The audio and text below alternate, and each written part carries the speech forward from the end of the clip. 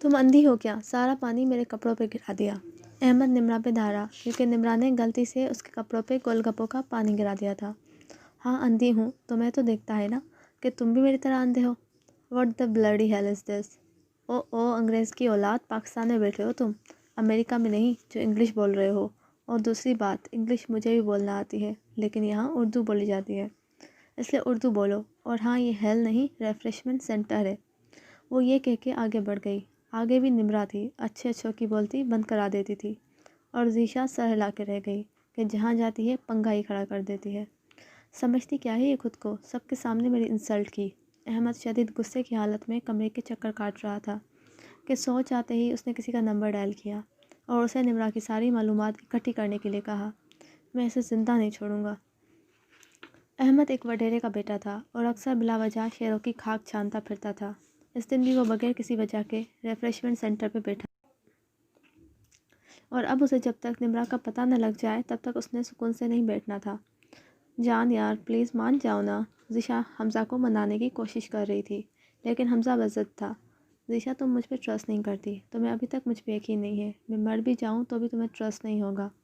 ایسی بات نہیں ہے حمزہ، ایسی ہی بات ہے۔ اب کیا اپنی بیوی کو دیکھنا جرم ہے؟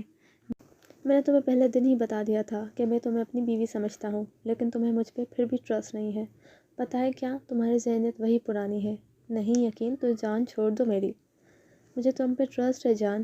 جان نہیں بولو، مجھے تم نے میری اوقات دکھا دی ہے۔ تمہیں میں ایک بے غیرت انسان لگتا ہوں۔ میں نے تمہارے لیے کیا کچھ نہیں کیا، لیکن تم میری ایک خواہش بھی پوری نہیں کر سکتی۔ یہی تھی تمہاری محبت؟ ہاں بتاؤ۔ اچھا پلیز نا غصہ نہیں کرو۔ کتنی دفعہ بتاؤں تمہیں کہ تم میری جان ہو، تم سے ہی میری زندگی ہے، اور اگر تم میرا ساتھ چاہتی ہو تو ہاتھ جوڑ کے کہتا ہوں کہ بات مان جایا کرو۔ حمزہ نے بات بنتی ہوئی نہ دیکھ کے اسے مزید جذبات میں لانا چاہا۔ ہم لڑکیاں بہت جذباتی ہوتی ہیں اور لڑکوں بھی بہت جلدی یقین کر لیتی ہیں۔ اس بات کو مد نظر رکھے بغیر کہ ہماری عزت صرف ہماری نہیں بلکہ پورے خاندان کی عزت ہے، اور ہم سے ہی ہمارے گھر والوں کی عزت ہے۔ ماں باپ کا بھروسہ توڑنا مطلب اللہ کا بھروسہ توڑنا ہے، اور جب اللہ نے ایک ہمسفر لکھا ہے ہماری قسمت میں تو ہم اب کیوں اپنے آپ کو نیلام کریں؟ کیوں ماں باپ کی عزت کا جنازہ نکالیں؟ ایسے بہت ہوتا ہے کہ ایف بی پہ ہونے والی دوستیاں محبت میں تبدیل ہو جاتی ہیں اور ماں باپ کی عزت خاک میں مل جاتی ہے۔ اکثر لڑکیاں جذبات میں آ کے لڑکے کی ہر بات مان لیتی ہیں۔ وہ مرد کبھی آپ سے محبت نہیں کر سکتا جو آپ کی گندی تصویریں مانگے اور جو آپ کو اکیلے میں بلائے۔ اگر وہ سچا ہے تو آپ سے دوستی کے بجائے نکاح کرے، اور اگر ایسا نہیں کر سکتا تو اس سے تعلق ختم کر دیں۔ اکثر لڑکیاں ٹرسٹ کے نام پہ اپنی تصویریں لڑکوں کو دے دیتی ہیں۔ اگر کوئی لڑکا آپ سے کہے کہ کیا آپ مجھ پہ ٹرسٹ نہیں ہے، تو آپ اسے بول دیں کہ خدا کی ذات کے علاوہ اور اپنے گھر والوں کے علاوہ کسی پہ بھی نہیں ہے، اور یہ دوستیاں زیادہ دن کی نہیں ہوتی۔ پھر کیا ہوتا ہے، آپ کی وجہ سے پورا خاندان اور ان کی خوشیاں تباہ ہو جاتی ہیں۔ ایک عرصہ، دو عرصہ یہ پیار رہے گا، کیا گارنٹی ہے کہ جو شخص آپ سے محبت کے دعوے کرتا ہے وہ نکاح بھی کرے گا؟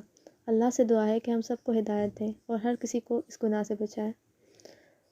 سر اس لڑکی کا پتہ چل گیا ہے، گاؤں سے آئے ہیں وہ لوگ جس کی وجہ سے پورا خاندان ناراض ہے۔ دو ہی بہنیں ہیں اور باپ کا اپنا بزنس ہے، اور یہ ان کا ایڈریس ہے۔ اسی سال کالج میں آئی ہے لیکن جہاں بھی جاتی ہے کچھ نہ کچھ الٹا کر دیتی ہے۔ انٹرسٹنگ۔ احمد کے چہرے پہ معنی خیز مسکراہٹ آ گئی۔ اس کا فون نمبر نکلوایا ہے؟ جی سر یہ ہے۔ ذیشا کالج جا رہی تھی کہ اسے حمزہ گاڑی میں کسی لڑکی کے ساتھ باتیں کرتا ہوا نظر آیا۔ یہ کیا، یہ تو شہر سے باہر تھا، کیسے آ گیا؟ ذیشا نے دل میں سوچا اور اس کی گاڑی کا پیچھا کرنے لگی، اور حمزہ کو میسج بھی کیا کہ کہاں ہو؟ جان میں شہر سے باہر ہوں، بتایا تو تھا تمہیں۔ اچھا صحیح، تم آج کالج نہیں گئی؟ نہیں بیمار ہوں، ذیشا نے حمزہ سے جھوٹ بولا جبکہ آنسو سے اس کی آنکھ بڑھ آئی تھی۔ ذیشا اس کا پیچھا کرتے کرتے ایک ہوٹل تک پہنچائی تھی۔ حمزہ روم کی چابی لے کے اس لڑکی کو اپنی گود میں اٹھائے چل رہا تھا، اور ذیشا کے آنسو گالوں سے پھسل رہے تھے۔ وہ روم کے باہر کان لگا کے سن رہی تھی اور آنسو اس کے گالوں سے پھسل رہے تھے۔ حمزہ کس سے بات کر رہے ہو؟ ڈارلنگ ہے ایک بے شرم لڑکی جو اپنی ماں باپ کی عزت کو داغدار کر رہی ہے۔ وہ اچھا اسے استعمال کر کے عمیر کو دے دینا، اس سے لڑکی نہیں پٹ رہی۔ اوکے۔ ذیشا اپنی جگہ پہ ساخت ہو چکی تھی۔ اسے اپنی سماعت پہ یقین نہیں آ رہا تھا کہ اس پہ جان نچھاور کرنے والا کیسے اس کے کردار پہ انگلی اٹھا رہا ہے۔ ذیشا کا بس چلتا تو وہ اس کے منہ پہ تھپڑوں کی برسات کر دیتی، لیکن اسے یاد آیا کہ اس کی تصویریں حمزہ کے پاس ہیں۔ اس کا بند دماغ اب کھلنے لگا تھا۔ اس کے اس نے آمنہ اور نبیہہ کے پاس جانے کا فیصلہ کیا، لیکن وہاں اس کے لیے ایک اور درد تھا جو شاید حمزہ کے دیے ہوئے درد سے بھی زیادہ تھا۔ ذیشا ابھی ان کے کمرے میں داخل ہونے ہی والی تھی کہ اسے آوازیں آئیں۔ شاید نبیہہ اور آمنہ آج اکٹھے ہوئی تھیں۔ یار آمنہ، ویسے مجھے ہنسی آتی ہے ذیشا پہ، ویسے سچ میں یار کیا نمونہ اللہ نے بنایا ہے اسے۔ سچ میں یار آج کل تو لوگ اپنے سائے پہ بھی بھروسہ نہیں کرتے اور ہم پہ کر بیٹھی ہے۔ یار تو صحیح کہہ رہی ہے، میری انسلٹ کی تھی نا اس نے، اب جب حمزہ اسے استعمال کر کے پھینکے گا تب اسے احساس ہوگا۔ ویسے اگر ہم اس کے دوست نہ بنتے تو وہ کبھی ہمارے ہاتھ نہ لگتی، بیچاری کو کیا پتا کہ دوستوں کے روپ میں دشمن ہیں ہم۔ ویسے یار ہم کیوں اس کا ذکر لے کے بیٹھ گئے ہیں، حمزہ کر لے گا اس کے ہینڈل۔ ذیشا کے لیے اب وہاں کھڑا رہنا بھی مشکل ہو رہا تھا، اس کا بس نہیں چل رہا تھا کہ وہ ان لوگوں کا قتل کر دے، لیکن اسے یہ بھی فکر لاحق تھی کہ کہیں حمزہ اس کی تصویروں کا مس یوز نہ۔ ہائے، نمرہ کے موبائل پہ ان نون نمبر سے میسج آیا۔ جی کون؟ میں آپ کا دشمن، لیکن آپ سے دوستی کرنا چاہتا ہوں، احمد نے اس سے کہا۔ اچھا تو دشمن صاحب، بہتر ہے کہ اب آپ میسج نہ کریں، ورنہ ایسے ماروں گی کہ آئندہ آپ سے دوستی کرتے وقت بھی ڈر لگے گا، اور ساتھ میں اسے گالیاں دینا اپنا فرض سمجھا۔ بہت اڑتی ہو ہواؤں میں۔ جی آپ کا بل آ رہا ہے کیا؟ اور اب اگر میسج کیا تو فون میں ہی آپ کو جوتے لگانا شروع کر دوں گی، پتہ نہیں کہاں کہاں سے آ جاتے ہیں۔ یہ کہہ کے نمرہ نے اسے بلاک کر دیا۔ انٹرسٹنگ دشمن صاحبہ، لیکن کیا ہے نا، آپ کی زندگی کو جہنم بنا کے ہی رہوں گا، میری آج تک بےعزتی کسی نے نہیں کی۔